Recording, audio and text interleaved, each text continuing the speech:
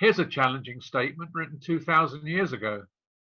The writer says, I would say that you'll do best by filling your minds on things that are true, noble, pure, authentic, gracious. The best, not the worst, the beautiful, not the ugly, things to praise, not things to curse.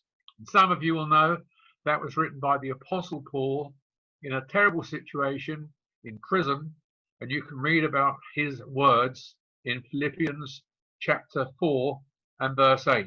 So that's what we're going to do. 6 brief good news stories in a time of bad news every day, and it looks like it's going to continue for the next 2 months, maybe even 3.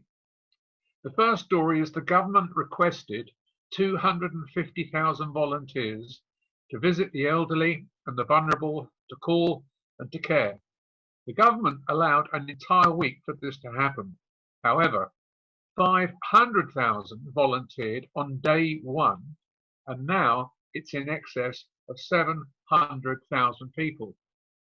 In the seaside town of Ilfracombe, every road has volunteers, and they ask if people are okay.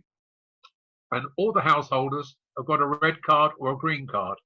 And if they're okay, they put the green card in the window, and if they need attention, they put the red card in. That's a tremendous response.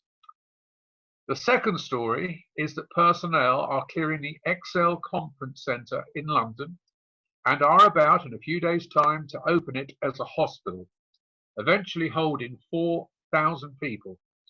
Plans are going ahead for a 5,000-bed hospital in Birmingham, another in Manchester, and another in Cardiff, with more to come.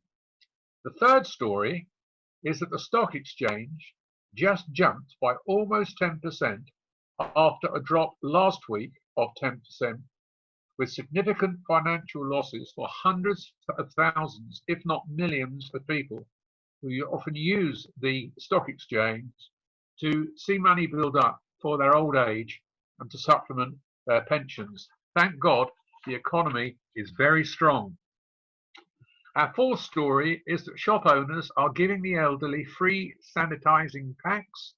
Taxi drivers are providing vulnerable and elderly free rides to shops, to doctors' surgeries, to hairdressers and chiropodists. This really is creating community. The fifth story is that Rizzi Sudan is setting aside millions and millions of pounds to help the self-employed and comes into place at the beginning of June. And lastly, tens of thousands came out onto their streets, sometimes entire streets, cul-de-sacs, to applaud the nurses and the doctors and the managers in the NHS. And I've been advised by a friend of mine that this could become an annual event.